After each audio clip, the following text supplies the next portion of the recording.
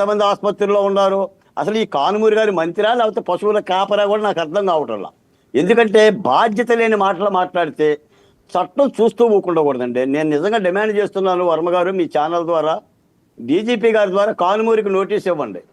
మీరు సెక్షన్ పెట్టండి, కేసు కట్టి కానుమూరిని అరెస్ట్ చేసి ప్రభుత్వ దొమ్మేంటో చూపించండి. జగన్మోహన్ రెడ్డి గారు తన దొమ్మేంటో చూపిస్తున్నాడు.